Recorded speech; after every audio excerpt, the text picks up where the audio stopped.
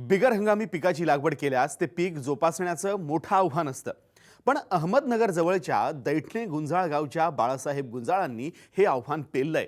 सध्या त्यांच्याकडे 2 एकरात मल्चिंगवर काकडीचं पीक आहे. या काकडीच्या 40 ते 50 टन उत्पादनापासून बाळासाहेबांना किमान 7 ते 8 लाख रुपयांच्या नफ्याची अपेक्षा आहे. एकत्र कुटुंब पद्धतीत वडिलांच्या मार्गदर्शनाखाली शेती करणाऱ्या बाळासाहेब गुंजाळ यांच्या काकडी पिकाची पाहणी करण्यासाठी आज आपण अहमदनगर जिल्ह्यात जाणार आहोत. नगर शहराजवळ दैठणे गुंजाळ गावात गुंजाळ कुटुंबियांची 30 ते 35 एकर शेती आहे. सुभाष आणि राजू गुंजाळ हे 2 भाऊ एकत्र कुटुंबात शेती करतात. आता त्यांची मुलं शेती करू लागली आहेत. सुभाष गुंजाळ यांचा मुलगा बाळासाहेब यांनी MA BEd पर्यंतचं शिक्षण पूर्ण करून आता शेतीला सुरुवात केली आहे. एकत्र कुटुंब शेती करत असल्यानं त्यांना शेतीलाही फायदा होतोय. आमच्याकडे 35 एकर जमीन आहे पूर्णपणे.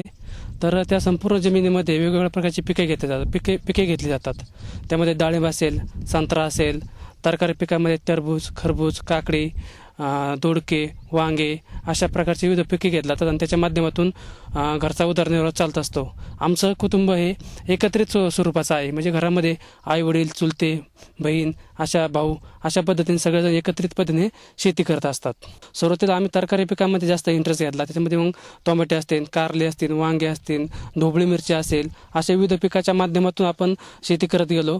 त्याचबरोबर मग सुधारित पद्धतीने शेतीचा सुरुवात केली. त्यामध्ये मग डाळिंब केलं, संत्रा केला, सीताफळ केलं, अशा विविध पिकांच्या माध्यमातून आपण शेती करत असतो. गुंजाळ कुटुंबियांची शेती गावात डोंगराच्या पायथ्याला आहे. बाळासाहेबांनी या शेतात बिगर हंगामी पिकं घ्यायचा निर्णय घेतला, जेणेकरून पिकातून चांगला नफा मिळवता येईल. त्यासाठी त्यांनी काकडीची निवड केली. यापूर्वी या पिकाचा चांगला अभ्यास केला आणि हिवाळा सुरू होताच लागवड केली. 4 ते 5 वर्षापासून आम्ही काकडीचा प्रयोग करतोय.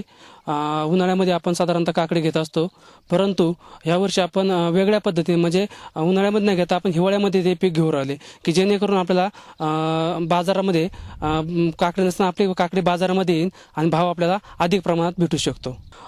तसं पाहिलं तर हिवाळ्यामध्ये काकडी शक्यतो अख्ख्या महाराष्ट्रामध्ये तुम्हाला कुठंच पाहायला भेटणार नाही. परंतु त्याच्या विरुद्ध म्हणजे जे उन्हाळ्यामध्ये पीक घ्यायचं ते आम्ही आता हिवाळ्यामध्ये घेऊन यशस्वी केलेलं आहे आणि खूप चांगल्या प्रकारची काकडी आम्ही आता सध्या बाजारामध्ये विकायला पाठवलेली आहे. गुंजाळ यांच्याकडे शेतीसाठी मुबलक पाणी आहे, तरी देखील पाणी बचतीमध्ये त्यांचा विश्वास आहे. पाण्याची बचत म्हणजे शेतीचं क्षेत्र वाढवणं असल्याचं त्यांचं मत आहे. त्यासाठी त्यांनी काकडीला पॉलिमल्चिंग आणि ठिबकचा वापर केला, जेणेकरून पाणी बचत साधता येईल. सुरुवातीला काकडीला पाणी लावल्यानंतर पहिल्या 15 दिवसामध्ये फक्त एक 10 ते 15 मिनिटं पाणी द्यायचं. पण जशी काकडीची वाढ होत गेली तसं पाण्याचं प्रमाण वाढत गेलं आणि आपल्याला पाणी वाचवणं फार महत्त्वाचं. शेतीमध्ये जितकं पाणी वाचू तितकं आपलं पुढच्या पिकाला ते पाणी उपलब्ध होत असतं. म्हणून आपण त्यामध्ये मल्चिंग पेपरचा वापर केला की जेणेकरून मल्चिंग पेपरच्या साहाय्याने आपल्याला ते जे काही पाण्याचं बाष्पीभवन होतं ते बाष्पीभवन होत नाही आणि आपल्याला ते पीक पण चांगलं येऊन जातं. मल्चिंग पेपरचा आणखी एक फायदा आहे असा आहे की जमिनीमध्ये त्याच्यामध्ये पांढऱ्या मुळांची वाढ चांगल्या प्रकारे होत असते आणि पीक अधिक जोमात येत असतं. साधारणतः जर हवामान चांगल्या प्रकारचं असेल तर एक 4-2 दिवसाला फवारा लागतो, परंतु हवामान जर जास्तच खराब असेल तर तुम्हाला दररोजही त्या दृष्टीने फवारा घ्यावा लागतो. काकडी लागवडीपूर्वी त्यांनी करारानं 2 एकर शेती घेतली. त्यामध्ये पूर्व मशागत करून मल्चिंगवर नोव्हेंबरच्या पहिल्या आठवड्यात काकडीची लागवड केली. वेल मोठं होऊ लागल्यानंतर त्याला आधार देण्यासाठी तारकाठी उभी केली. लागवडीनंतर 50व्या दिवशी काकडीचं उत्पादन सुरू झालं. सुरुवातीला शेत तसं तर आम्ही करार जमीन घेतली आणि त्या करार पद्धतीमध्ये पूर्णपणे जमीन खडकाळ होती. कुठल्याही प्रकारचे तिथं ज्वारी बाजरी सोडल्या दुसरे कोणते पिकं येत नव्हते. परंतु त्यामध्ये आम्ही पोयटा वगैरे टाकून ती जमीन व्यवस्थित लेवल वगैरे करून घेतली, मशागत करून घेतली आणि मशागत करून घेऊन बेड पाडून व्यवस्थित त्या बेडवरती मल्चिंग आतरली, ठिबक आतरली, मल्चिंग आतरली आणि त्याच्यामध्ये विविध प्रकारची खते भरली आणि त्याच्यावरती नंतर आपण काकडीची लागवड करून दिली की जेणेकरून आपल्याला जी उन्हाळ्यामध्ये काकडी येते ती आपण हिवाळ्यामध्ये उपलब्ध करू शकलो. आता 1 नोव्हेंबरला काकडीची लागवड केली. साधारणतः काकडी आपली 50 दिवसामध्ये चालू झाली. काकडीचा वाण जिप्सी आहे की ज्याची चव चांगली आहे आणि बाजारमध्ये अतिशय चांगल्या प्रकारे त्या काकडीला मागणी आहे. कारण की त्या काकडीची साल वगैरे जाड असल्यामुळं ती लांबच्या बाजारपेठेमध्ये आपल्याला सहजपणे पाठवता येते. आपल्याला जवळचीच बाजारपेठ अहमदनगर आहे. अहमदनगर सोडता आपण पुणे आणि मुंबई या ठिकाणी पण काकडी पाठवत असतो. सध्या गुंजाळ यांच्या काकडीचं उत्पादन सुरू झालंय. तर काकडीला प्रति किलो सरासरी 30 ते 45 रुपयांचा भाव मिळतोय.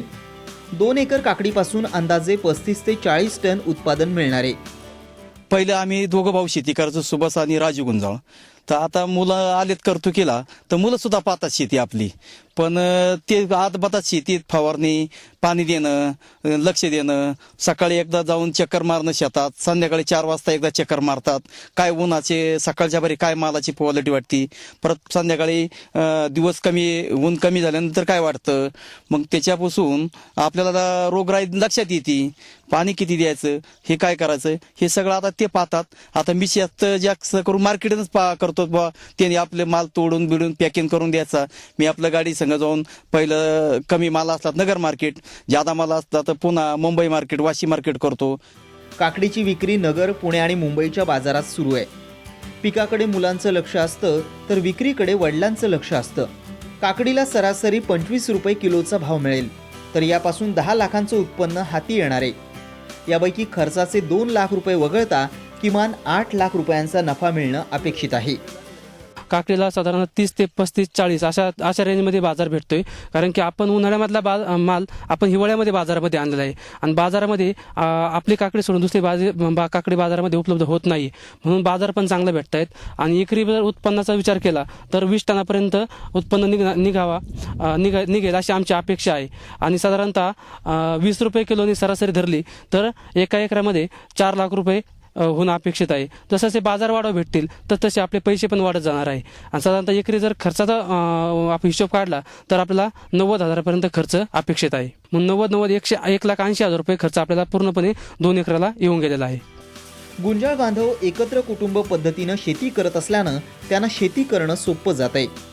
बरीच वर्ष फळपिकांची शेती करणारं गुंजाळ कुटुंब आज कमी काळात नफा देणाऱ्या भाजीपाल्याची लागवड करत आहे.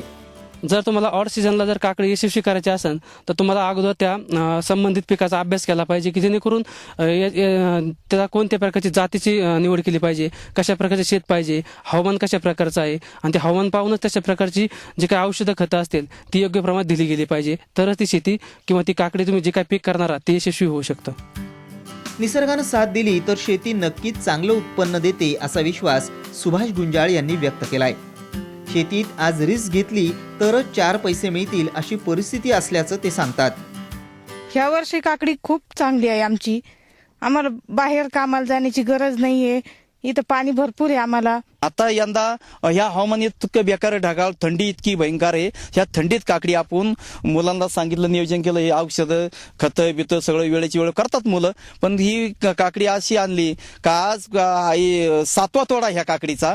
7व्या तोड्यात आपली जवळजवळ 130 कट्टे गेले. आतापर्यंत 1.5 लाख रुपये होऊन गेले. आणि अजून ही काकडी कमीत कमी 2 महिने चालन.